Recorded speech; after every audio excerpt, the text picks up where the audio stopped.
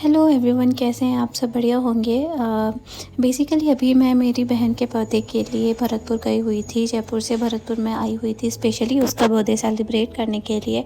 और जब मैं जयपुर में थी तो वहाँ पे अच्छी खासी धूप निकली हुई थी, मौसम भी ठीक था। लेकिन जैसे ही मैंने भरतपुर में एंटर किया तो यहाँ ठंड देखने लायक थी, बिल्कुल कड़ाके की ठंड यहाँ पे पड़ रही थी। और ये देखिए, अभी बेसिकली भरतपुर का जो हमारा जंक्शन है वहाँ पे भी अभी काम चल रहा है। ये अच्छे तरीके से पूरा का पूरा स्टेशन रेनोवेट हो रहा है। पहले से बहुत ज़्यादा हमारे भरतपुर में सारी की सारी चीज़ें डेवलप हो चुकी हैं, बहुत कुछ चेंजेस देखने को मिल रहे हैं। यहाँ पे दो काम थे। स्टैंडर्ड बेकरी, ये मामा जी मुझे लेने आए हुए थे। स्टैंडर्ड बेकरी से हमें एक केक भी लेना था और कुछ और भी चीज़ें थी जो हम देख रहे थे कि यहाँ से कुछ खाने के लिए लेके चलते हैं।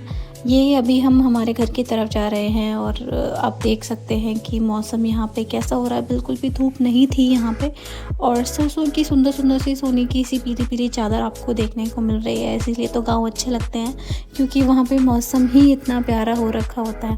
तो बेसिकली जब हम प्रॉपर भरतपुर से हमारे घर की तरफ जाते हैं ना, तो रास्ता भी इतना प्यारा है। ये बहुत पीसफुल सा रास्ता है। यहाँ आसपास सारे तरफ खेत ही खेत हैं। यहाँ सरसों के खेत आप देख पा रहे होंगे। ये रास्ता मुझे इतना प्यारा लगता था कि जब मैं भरतपुर पढ़ती थी, जब मैं कॉलेज पे जाती थी, तो यहाँ पे मैं हमेशा ही स्लो करके अपनी स्कूटी ड्राइव करती थी, क्योंकि ये बहुत अच्छा और बहुत पीसफुल ये रास्ता मुझे लगता था बेसिकली।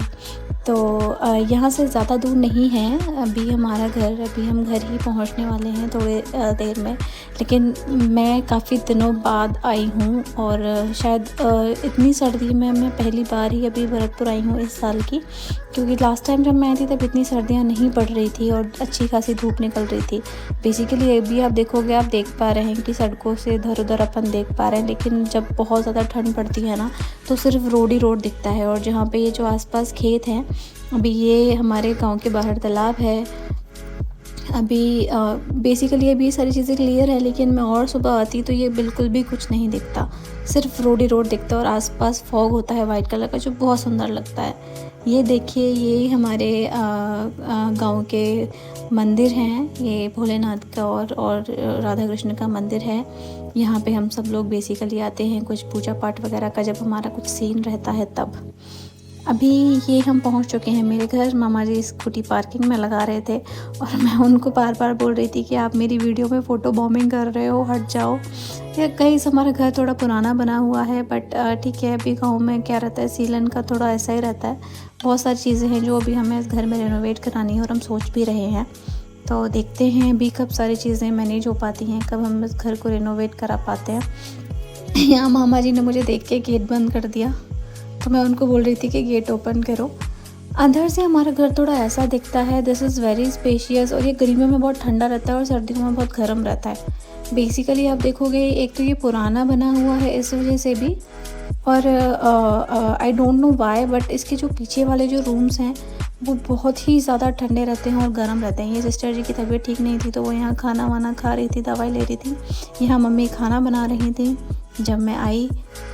बेसिकली मैं मेरी कज़न के बर्थडे के लिए आई थी। ये मेरी कज़न है जिसका बर्थडे सेलिब्रेट करने के लिए मैं आई हुई थी। शाम को हमने उसका अच्छे से बर्थडे सेलिब्रेट किया, बहुत इन्जॉय हम लोगों ने किया था। यहाँ उसको पता नहीं क्या नया शौक़ चढ़ा था।